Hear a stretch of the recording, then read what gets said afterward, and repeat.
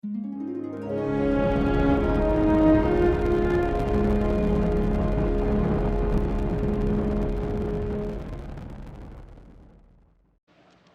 we have a look at the inside of Dragon this morning. This coming from over the shoulder of Commander Steve Bowen and pilot Woody Hoburg, looking at the crew displays inside the Dragon spacecraft. Dragon is an autonomous spacecraft and can fly on its own, and these crew members will be able to monitor its flight and can take control of the spacecraft if needed. Again, we are sending home 4 crew members today, the Crew-6 mission. The mission was commanded by NASA astronaut Steve Bowen. He's joined by Woody Hoburg, also a NASA astronaut, serving as the Crew-6 pilot. To Hoburg's left is Sultan Alneyadi, that's the Crew-6 mission specialist, as well as Andrey Fedyaev, Roscosmos cosmonaut, another Crew-6 mission specialist. And this crew launched on March 2nd, earlier this year, arriving at the orbiting laboratory on March 3rd. They are wrapping up their mission today, scheduled for undocking at approximately 6:05 a.m. Central Time. Currently, we're standing by for hatch closure aboard Dragon. Confirmation from our crew members aboard Endeavour. The Dragon hatch itself is closed, that coming at 4:19 a.m. Central Time. As you can see, all 4 crew members continue to get suited up. And again, that Dragon hatch closed at 4:19 a.m. Central.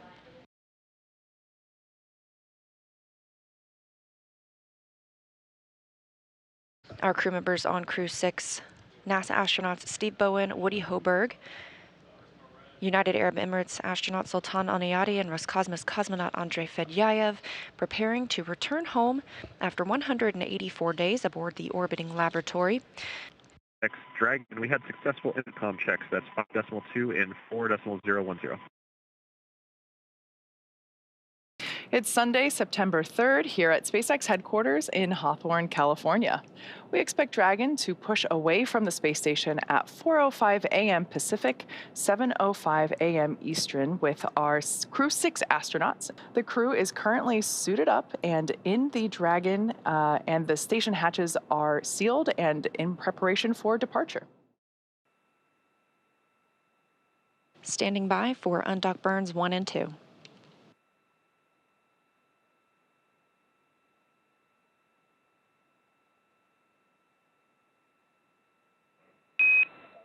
All hooks open and nominal.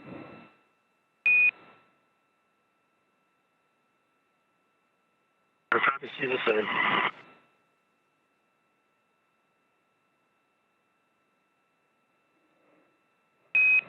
And Dragon separation is confirmed.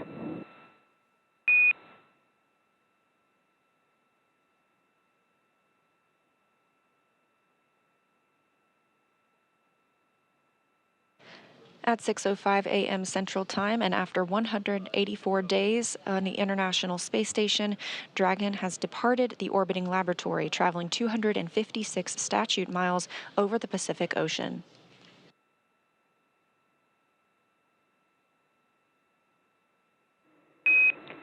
Depart burn 0 complete.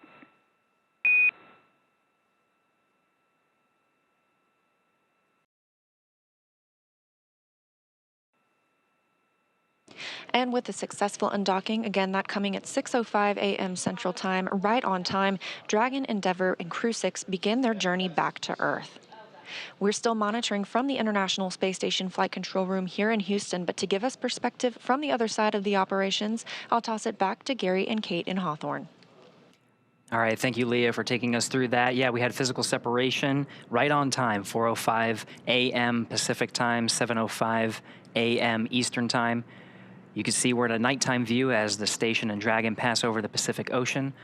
So we're just seeing the through the middle window there inside the lit cabin inside the Dragon, as well as the navigation lights, starboard being green and port being red, as Dragon increases its separation distance from the International Space Station.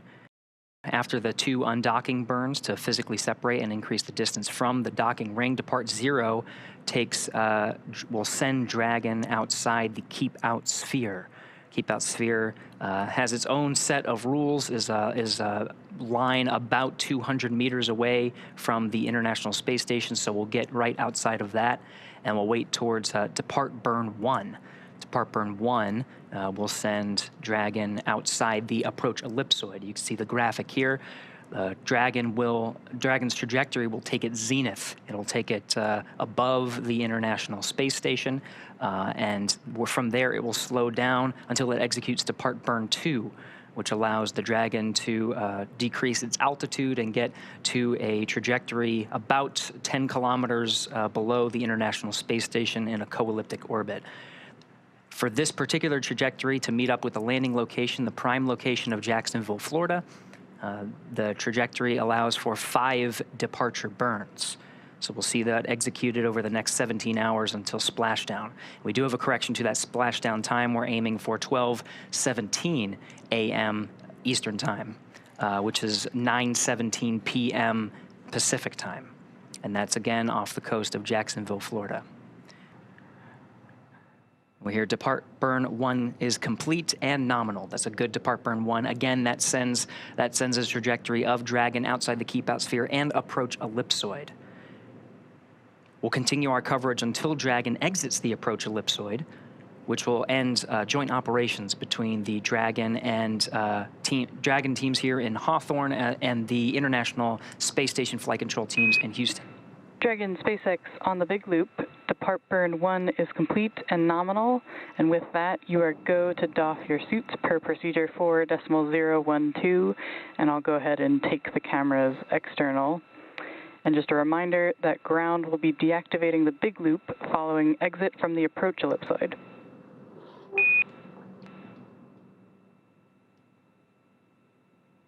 Is moving into suit bouncing. Thank you for the cameras, and thank you ISS. It's been an amazing 6 months. It's Crew-7 and 69 for you. Continue Expedition 69 and into 70. Enjoy your visit, and we'll talk to you back on Earth. And Dragon Station, we copy.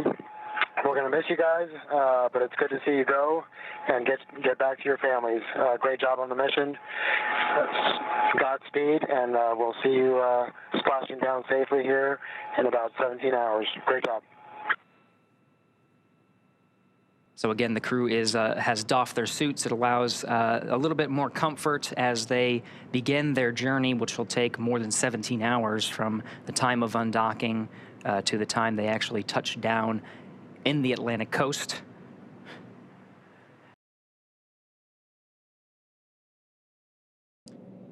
Getting some views from inside the cabin now. This is fantastic. So we get these views when we pass over some of the ground stations here on Earth that provide the video straight from the Dragon capsule. So on the far left there is Andrey Fedyaev, and in the seat next to him, to his right, is the commander, Steve Bowen. To his right is the pilot, Woody Hoburg. And then on the far side of the capsule from this view that you're seeing is Emirati astronaut Sultan Alneyadi. You can see they're in their launch and re-entry suits, and they have entered that even before our coverage started and performed a successful leak check. So really, they're just waiting for these next series of events, including the claw separation, trunk separation, and the deorbit burn. Yeah, you can just see, I love this view because you can notice the previous missions that this Dragon supported in the form of the mission patch stickers that are located there just over Andrey Fedyaev's shoulder, kind of like right above Woody's head from this particular view. This particular capsule is the Demo 2 capsule, the Crew 2 capsule, and the Axiom 1 capsule. So this capsule has been through this 3 times before. This is its fourth space flight. And I love that we are able to document those previous missions inside the capsule as a little nod to history. We do have deorbit burn start. You can see it on their displays, actually. They're, you can see those thruster firings on the left display there. So a quick recap. Within the last 10 minutes, Dragon jettisoned its trunk and initiated the deorbit burn.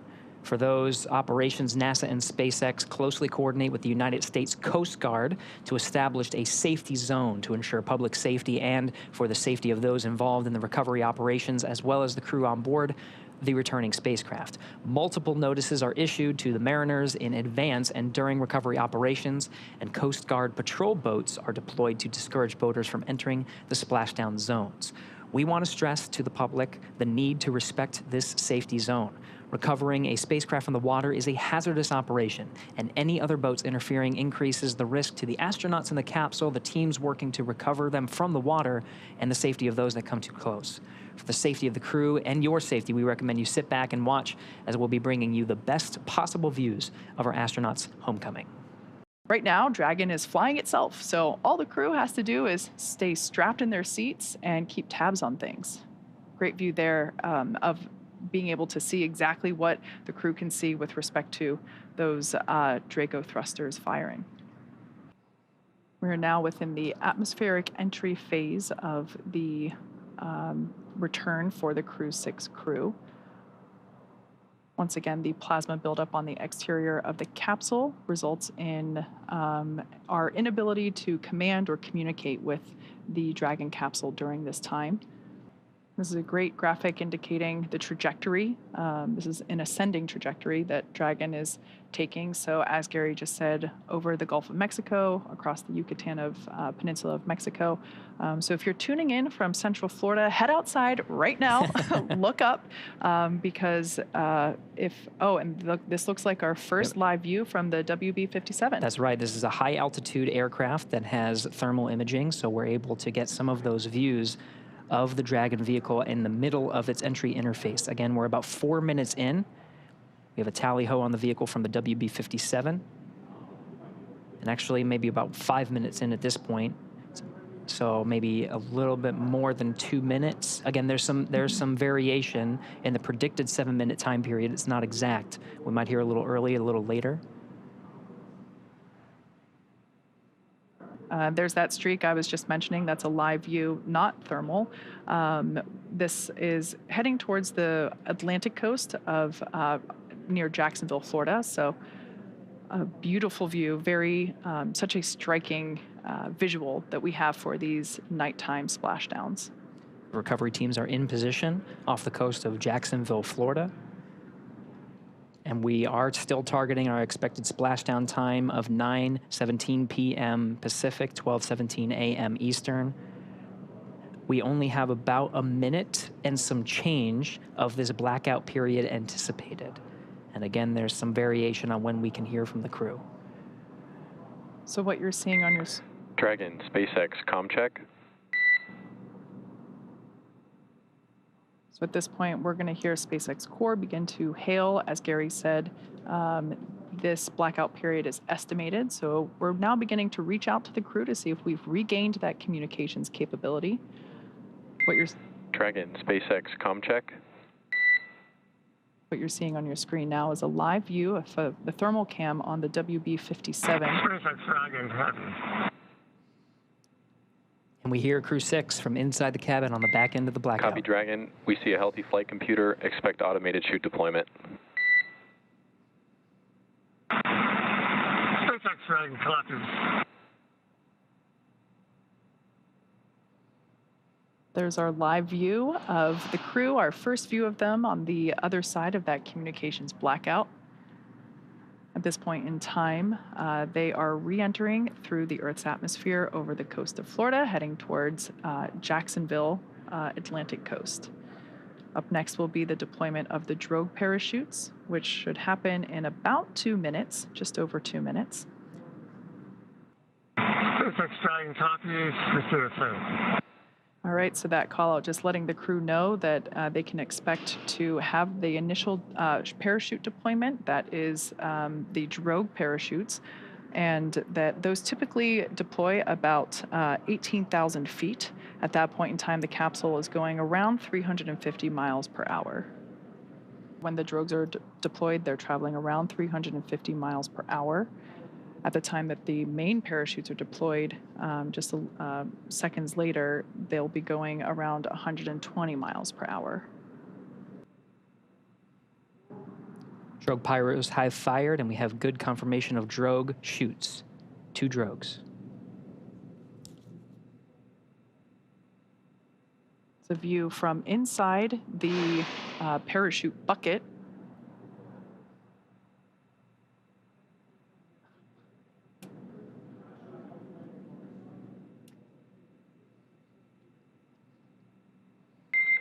Dragon, nominal descent rate and recovery team reports a visual on 2 healthy drogues. SpaceX Dragon copies, that's good news. Should see drogue chute jettison here momentarily. We'll see those 2 chutes that you see be released from the capsule, just like so, and release the 4 parachutes, now deploying. At this point in time, Dragon has saved all of its propulsion systems and is now has already terminated that nitrox suit and cabin purges. Those were helping to keep the crew cool during the reentry. Looks like we have 4 very beautiful and healthy main parachutes. Dragon, we see a nominal descent rate on 4 healthy mains. SpaceX Dragon copies, and SpaceX Dragon coming up on 1,000. So there's that confirmation. Copy, 1,000 meters. Confirmation of those 4 healthy chute deployments.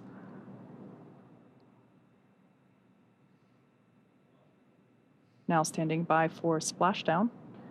At the point of splashdown, the capsule will be going about 15 or 16 miles per hour.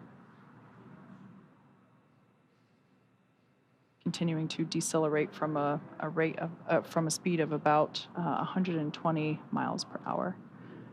800. So we will now begin. Copy, 800. To hear Commander Steve Bowen call out the altitude as they approach the water surface. That is again in meters. Landing in water is simpler and provides more margin against unlikely parachute issues. We had to learn how to make Dragon waterproof, but once you do that, it's very much a rinse, review, reuse type process. 600. Copy, 600.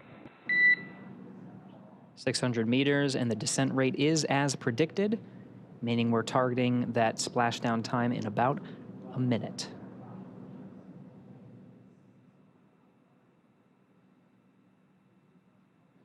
Live view of Dragon Endeavour with the Crew-6 team members on board, being held up by 4 beautiful main parachutes. Dragon, we see 400.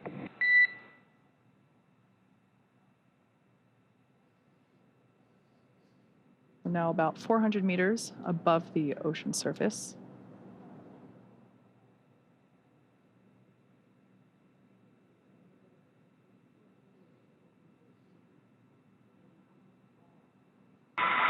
SpaceX Dragon 200 braced for splashdown. Copy, braced for splashdown. Again, the seats have been rotated in a position to take the loads of re-entry and parachute deployment as well as splashdown. The crew is braced. We are inside 100 meters.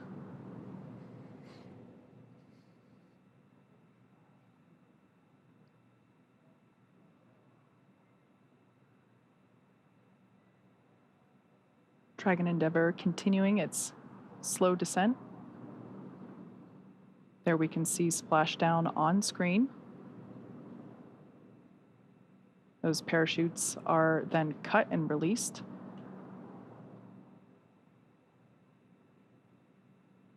Dragon Endeavour has now returned home. NASA astronauts Steve Bowen, Woody Hoburg, Sultan Alneyadi, and Andrey Fedyaev. SpaceX Dragon splashdown. We are in water rough riding. Copy, splashdown, and we see main chutes cut. After a 17-hour return journey from space, Crew-6 is home. Thanks, SpaceX Endeavour. We greatly appreciate all the support from all the initial training through the launch, throughout the mission, keeping us abreast of all the status of the vehicle, and all the support all the way down. This has been incredible. Greatly appreciated. I look forward to working with you all again.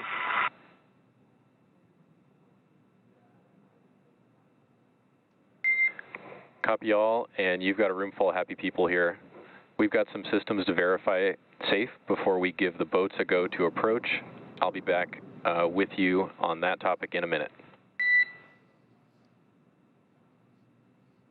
SpaceX Dragon copies. We'll just enjoy the wallowing here. It might be soothing. Maybe I'll be napping soon. We do have a public affairs officer on recovery vessel Megan, Courtney Beasley, who is standing by and watching the operations unfold and providing some coverage from there. Courtney, can you hear us? Gary, I have you loud and clear. How do you hear me? Loud and clear. Courtney, we were very jealous, and we were talking a lot, Kate and I, about the views of Dragon's re-entry through the atmosphere and the plasma trail and the landing, of course, in the Atlantic Ocean. I can't imagine a person who had a better view than you. From your perspective on recovery vessel Megan, how was that landing? Gary, it was absolutely beautiful. We were about 1.5 nautical miles away from the landing zone, and we had a great view from the front of the ship. We were actually able to track the spacecraft. Starting when it broke the horizon, we heard the sonic boom loud and clear and tracked the spacecraft all the way down through splashdown. Dragon, SpaceX, There's something hypergol beautiful sweeps about a and nighttime unfired ordnance splashdown. checks The nominal. only thing lighting Rigging the sky is up in tonight progress, was the moon, the and it's stars, approximately and Crew-6 25 minutes returning until back home capsule to Earth. lift. We did just hear a call out indicating that the sniff checks were successful, so the close approach team now has the green light to begin climbing on board the Dragon capsule, so we should see the recovery continue along. But I want to hear more from Courtney with her bird's eye, or with her live action view. That's right. Yeah. Back to you, Courtney. We just wanted to pause for some of those communications with the crew and just follow along on the action here. But really want to understand what it's like there. You got some beautiful views. We are seeing, some of the seas. I think that we're tracking about. We're tracking sea states and wind, and we were talking about weather quite a bit leading up to today's landing. From your perspective, how is the weather out there?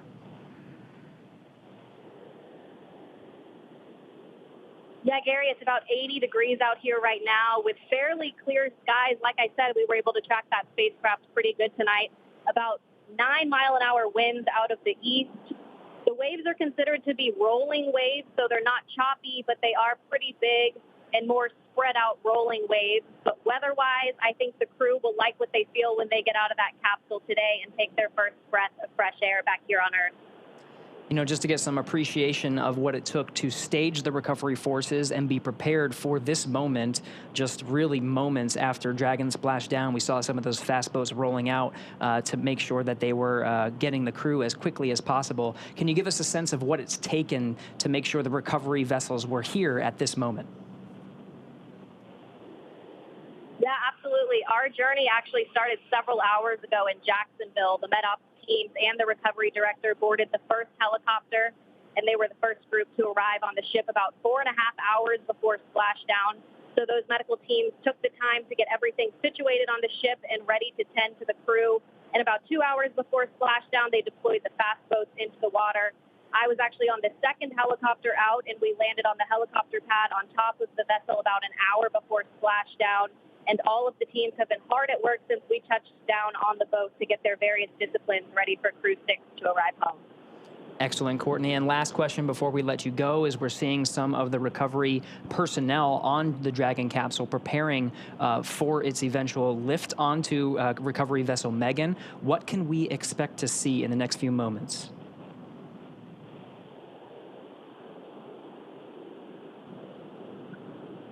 Yeah, Gary, so once the crew is out Copy. We of also have the you 5 by capsule, 5. they'll be Boats are working on you over to the and med rigging bay, up the where vehicle. the crew will I'll get back them to you checked out closer by to their capsule medical lift. teams, and we'll have the opportunity to take those spacesuits off and get comfortable back here on Earth. And then, of course, they'll run through those medical checks. They'll get back on the helicopter and head back to the airport where they'll board their plane back to Houston to begin their post-flight period. You're probably getting a better view than I am right now, so I'll let you walk through that. But back here on the ship, once the crew is off, they're not the only ones returning from space today. we'll actually stay here a little longer with the cargo teams since there was International Space Station cargo returned on this flight. So once we get back to the airport, the cargo teams will begin doing cargo processing, taking photos of all of the articles that were included in the cargo, and they will pack all of that into box trucks that will take them back to various NASA centers.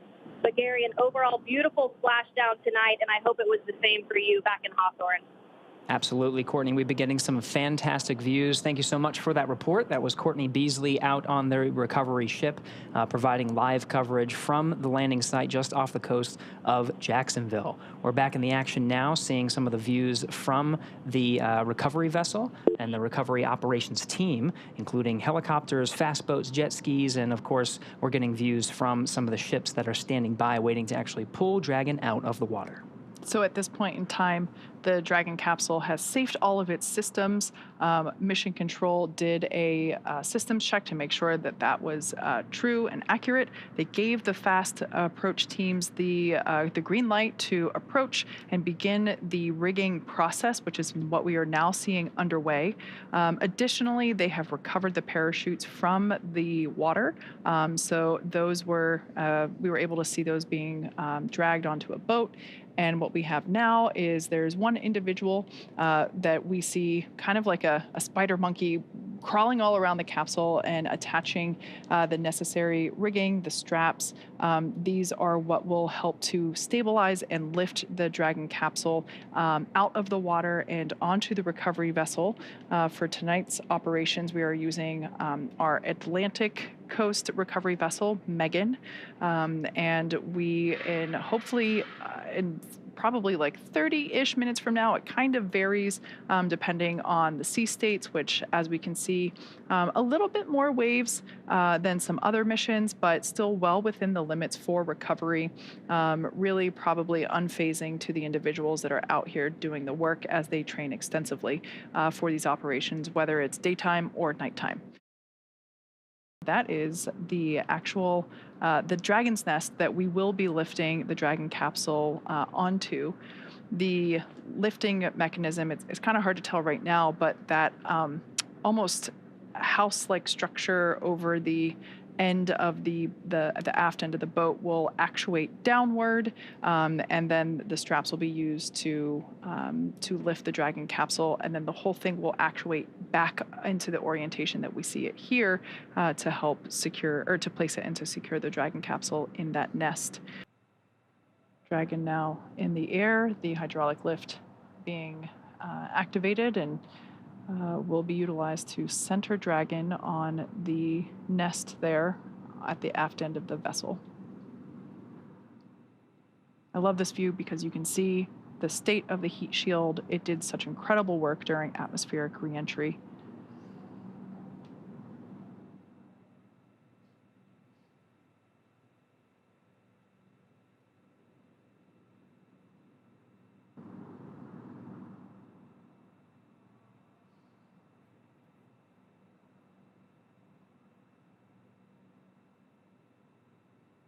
Dragon Endeavour now placed into the nest of our recovery vessel, Megan.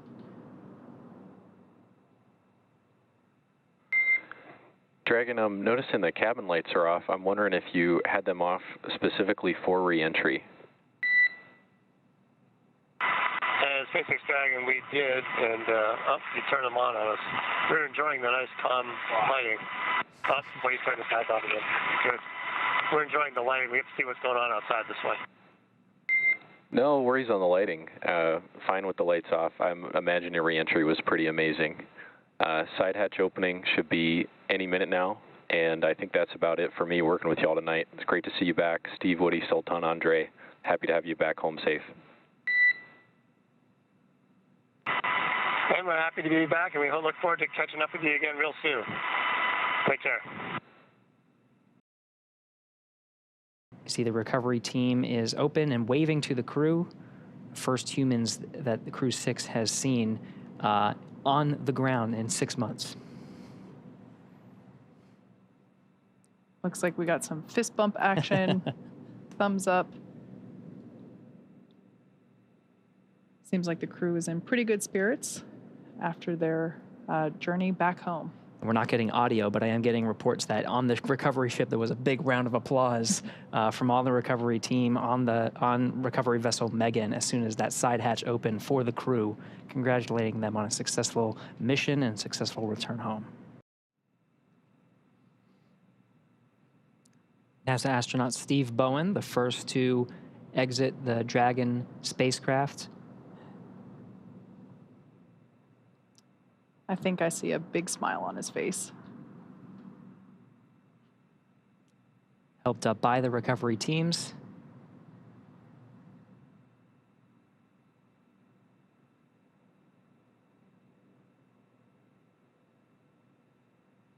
Now being seated in a rolling chair to help move him back to the medical bay, where he will get a quick checkout with the flight surgeon. And again, this is standard procedure. We can see some applause happening on deck. Looks like our pilot, Woody Hoburg, will be the next to egress. We are now standing by for egress of the remaining 3 Crew-6 members. We can now see Woody Hoburg making his way, pilot of Crew-6, making his way down the slide. Looks like some excitement, possibly some more applause happening off camera. Remaining inside are mission specialists Sultan Alneyadi and Andrey Fedyaev. Commander Steve Bowen has already egressed. Some more applause there on the deck of the recovery vessel.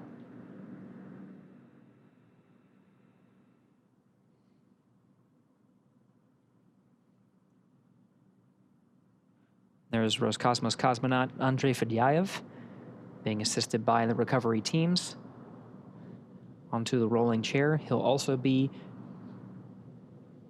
positioned over to the medical facilities. Last remaining crew member inside Dragon Endeavour now is Emirati astronaut Sultan Alneyadi, completing 186 days in space. Got some happy waves there from Andre. More applause.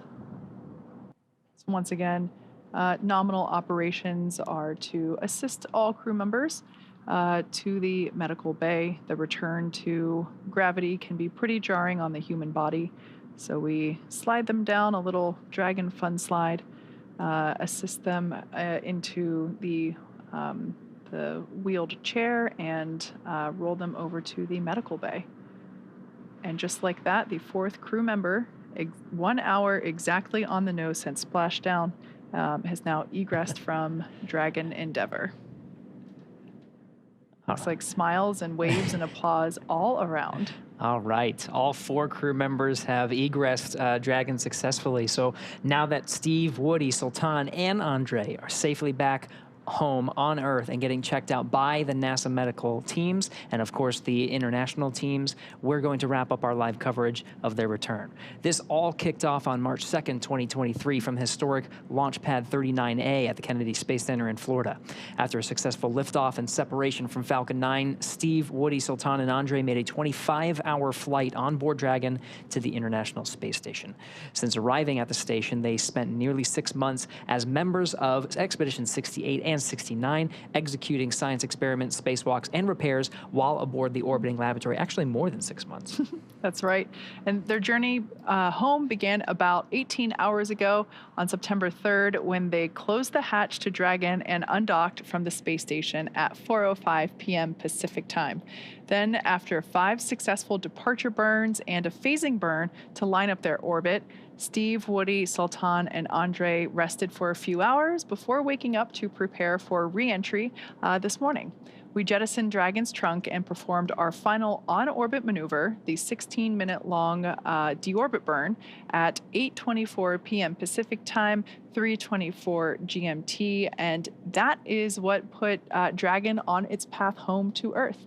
The spacecraft re-entered the Earth's atmosphere and slowed its descent with successful deployments of 2 drogue parachutes, followed by 4 main parachutes, and with final splashdown occurring off the coast of Florida near Jacksonville at 9:17 p.m. Pacific time, 4:17 GMT.